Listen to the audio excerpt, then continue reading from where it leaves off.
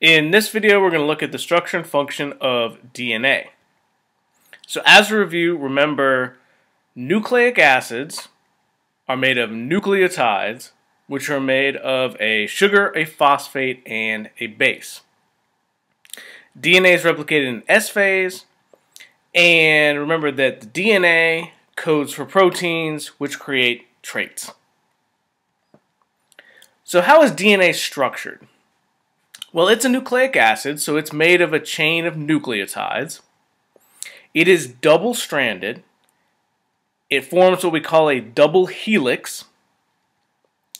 And the two sides, the two strands, are held together by hydrogen bonds, which are relatively weak bonds that allow for the DNA to be opened up and put back together. So here's our nucleotide. Remember, we have a sugar, a phosphate, and a base. And when we look at this together, this shows the double-stranded nature of DNA. And so it's two long chains of nucleotides. Now the sugars and the phosphates are on the outside, and they make what we call the sugar-phosphate backbone. That's kind of the structural part of the DNA molecule. And then between the bases, there is hydrogen bonding that holds the two sides together. So I always like to think of DNA as a twisted ladder, where the sides of the ladder are the sugars and the phosphates, and then the steps or rungs of the ladder are the bases. And again, the bases are held together by hydrogen bonds, and then this is twisted to form a double helix. The function of DNA is to code for proteins. And remember, these are then going to go on and make traits. And it is the sequence of the bases in DNA that is the code. That is really important to remember.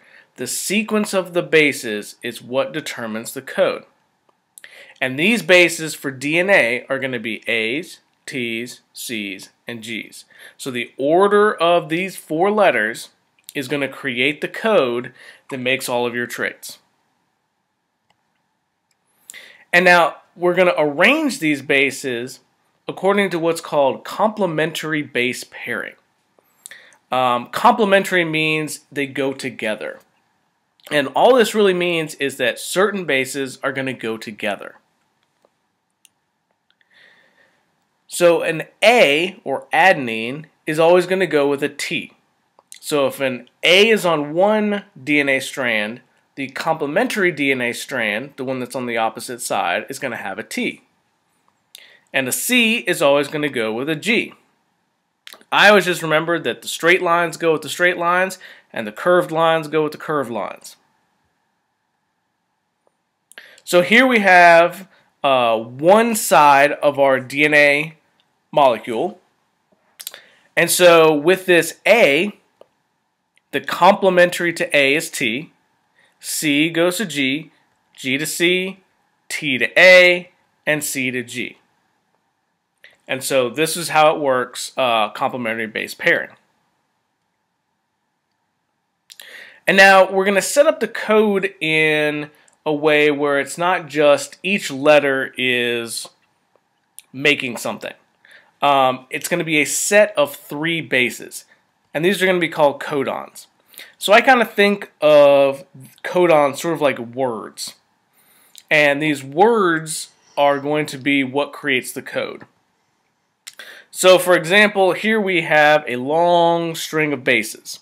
All right, very often you're going to see it just written like this. But if we break it down, we have 5 different codons here. Each one of these codons is going to eventually code for an amino acid that will make up a protein. So it's really important to understand how to break this down. These are the words that kind of make up the code. So if we have the complementary strand here, CGT becomes GCA, and so on down the line based on complementary base pairing. Alright, so now let's look at the structure of RNA. RNA is also made of nucleotides because it's a nucleic acid, but it has a different sugar, it's single-stranded, it's a single helix, and really importantly, it uses a U, not a T. So this was our complementary base pairing with DNA.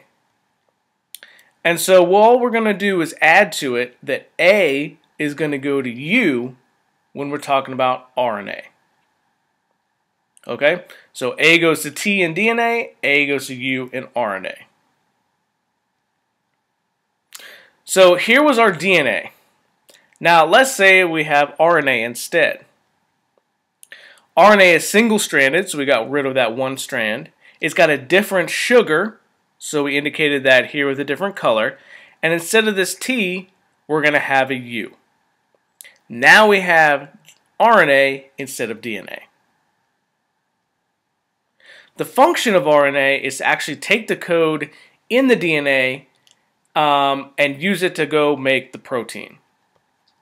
So we're going to have a new kind of sequence here where it's not just DNA protein trait, it's DNA goes to RNA, which then makes the protein, which then makes the trait. So RNA is that go-between between DNA and protein. And finally, let's look at how DNA is replicated. So the first thing that's going to happen, because this is double-stranded, an enzyme is going to unzip the ladder. And then other enzymes are going to read the strand, use free nucleotides that are floating around the nucleus, and construct a new complementary strand to the old one. So you're going to end up with one strand that's new and one strand that's old. And remember, this all happens in S phase.